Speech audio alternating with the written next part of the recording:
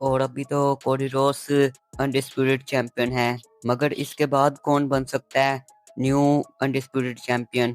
और आज हम इसके बारे में बात करेंगे कि कौन बन सकता है न्यू चैंपियन। और ऐसे मैं रेसलर बताऊंगा जो हमें आगे चैंपियन बनते हुए नजर आ सकते हैं। और आपका स्वागत है शरून टॉक्स में। और मैं पहला रेसलर बताऊंगा ड्रू मैकइंटायर। और ड्रू मैकइंटायर का सैटरडे नाइट मेन इवेंट में कोडी के अगेंस्ट मैच रखा था, वहां पर भी नहीं ड्रू मैकइंटायर जीत पाए थे कोडी रोड से। और रेसलप्लूजा में भी हुआ था मैच, वहां पर भी नहीं जीत पाए थे ड्रू मैकइंटायर। मगर हमें कभी कभी हमें चैंपियन बनते हुए नजर आएंगे ड्रू मैकइंटायर। हमें बस 2020 के टाइम पे ही हमें चैंपियन बनते हुए नजर आए थे ड्रू मैकइंटायर, वो भी अच्छा रेन था। मगर 2 साल ही रखा था ड्रू मैकइंटायर ने, चैंपियन बने रहे चैंपियन, मगर वो तब भी हार गए थे ड्रू मैकइंटायर। मगर उसके बाद हमें चैंपियन बनते हुए नजर तो नहीं आए ड्रू मैकइंटायर। मगर ड्रू मैकइंटायर हर बारी वर्ल्ड टाइटल के पिक्चर में आते हैं मगर जीत नहीं पाते ड्रू मैकइंटायर। इतनी गंदी बुकिंग मिल रही है ड्रू मैकइंटायर को। उसके बाद भी मेरे ख्याल से एक बारी और चैंपियन बने थे रेसलमेनिया में भी, वहां पर भी 5 या 7 मिनट के लिए चैंपियन बने रहे, फिर से कैशिंग हो गया था ड्रू मैकइंटायर के ऊपर, और तब भी हार चुके थे ड्रू मैकइंटायर। और WWE बहुत से चांसेस लाती है ड्रू मैकइंटायर के लिए, मगर वो चैंपियन बन ही नहीं पाते। मगर मुझे तो ड्रू मैकइंटायर को अनडिस्प्यूटेड चैंपियन बनते हुए देखना है, मगर आपको देखना है आप जरूर बताना। और ड्रू मैकइंटायर तो हील हैं और कोडी रोड्स बेबी फेस हैं, और बेबी फेस को ज़्यादा पुश देते हैं WWE वाले। और ड्रू मैकइंटायर जब फेस बनेंगे तो तब भी मेरे ख्याल से चैंपियन बन सकते हैं ड्रू मैकइंटायर। मगर ड्रू मैकइंटायर चैंपियन नहीं बनते तो और अगला रेसलर है the phenomenal one AJ style. कोई पता नहीं कि वो इस चैंपियन तक पहुंचेंगे, वो तो अभी तो मंडे नाइट रॉ में है, मगर हमें ड्राफ्ट जब होगा हमें स्मैकडाउन में हमें देखने मिल सकते हैं एजे स्टाइल। और पहले भी कोडी के साथ मैचेस हुए हैं एजे स्टाइल के, और तब भी हार गए थे एजे स्टाइल। 2 बारी हुआ था मैच मेरे ख्याल से इनका, तो दोनों बारी हार गए थे मैच एजे स्टाइल। मगर इस बारी तो बनाना चाहिए अनडिस्प्यूटेड चैंपियन एजे स्टाइल को, क्योंकि उनका आखिरी साल है WWE में, वो भी अगले साल रिटायर होने वाले हैं। मैं तो चाहता हूँ कि एजे स्टाइल भी चैंपियन बने, मगर एजे स्टाइल चैंपियन बनते हैं तो वो अच्छा खासा रेन दे सकते हैं।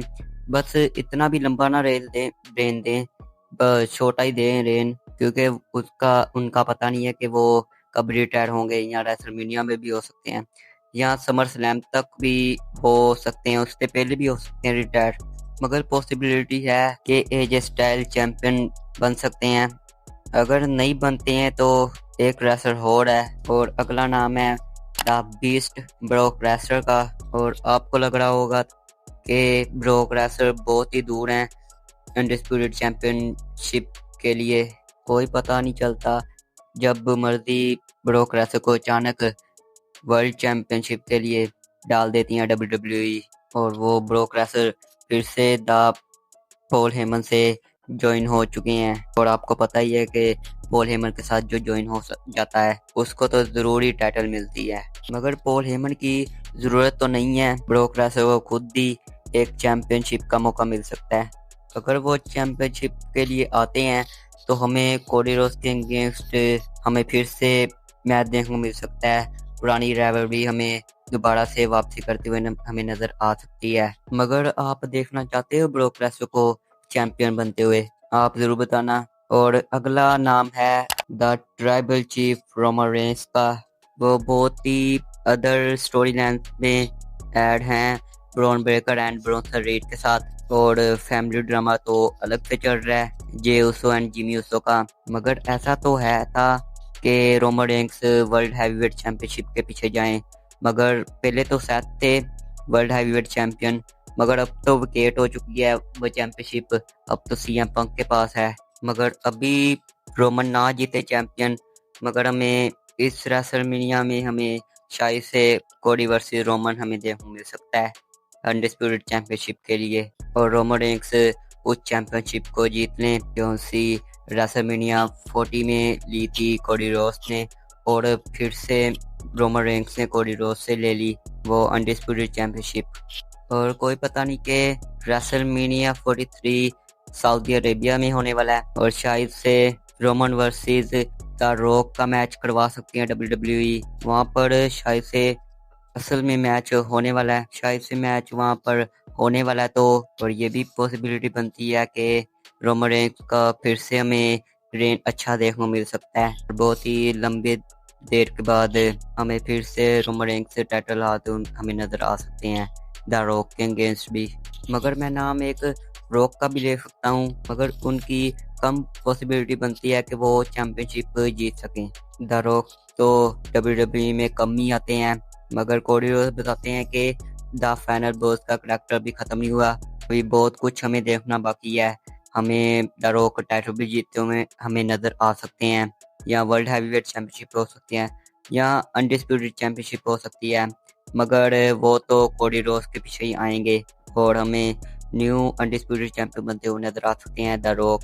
और the rock versus Cody Rhodes का मैच है जो सा पेंडिंग मैच था, ये हमें फाइनली हमें देखने को मिल सकता है। मगर इनमें से सब में से कोई नहीं चैंपियन बनता है तो हमारे पास आखिरी एक नाम है the viper killer Randy Orton.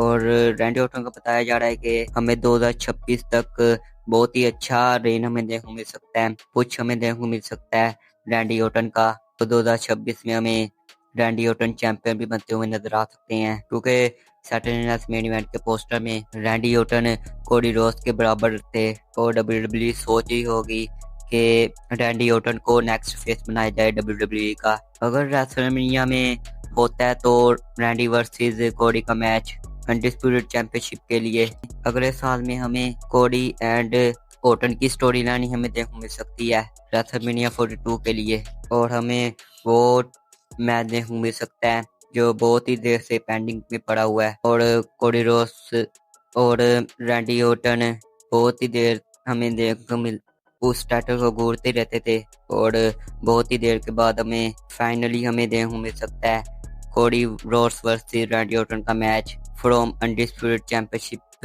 Eight WrestleMania 42 के लिए, जहां पर हमें रैंडी ओटन हमें चैंपियन बनते हुए नजर आ सकते हैं। और यही थे वो नाम जो मैंने ले दिए, मगर आपके माइंड में क्या नाम है आप ज़रूर बताना कमेंट सेक्शन में।